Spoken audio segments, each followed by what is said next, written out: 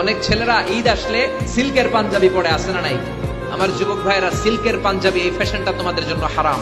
যুবকরা হাতে স্বর্ণের আংটি পরে, গলায় চেইন পরে, মেড অফ গোল্ড, স্বর্ণ দিয়ে বানানো যে কোনো জিনিস ইউজ করা, তারপরে সিল্কের কোন জামা পরা ছেলেদের জন্য হারাম করেছে কে? ছেলেদের জন্য চুরি পরা হারাম করছে কে? ছেলেরা অর্নামেন্টস পড়তে পারবে না, ব্রেসলেট লাগাতে পারবে না, সিল্কের পাঞ্জাবি পড়তে পারবে না, স্বর্ণের কিছু ব্যবহার করতে পারবে না। এছাড়া তুমি তোমার নাভি থেকে হাঁটু পর্যন্ত ঢেকে সব ধরনের ফ্যাশন তুমি নিতে পারো। নতুন একটা ফ্যাশন এসেছে, চুলের এই দুই দিকে একেবারে মাথার সাথে মিলাইয়া চুল কাটে আর এদিক দিয়ে ঘোড়ার মতো রাখা আছে না নাই? এগুলো কোনো মুসলমানের ছেলে এই হেয়ার কাটিং কাটতে পারে না, চিল্লায় বলে ঠিক না।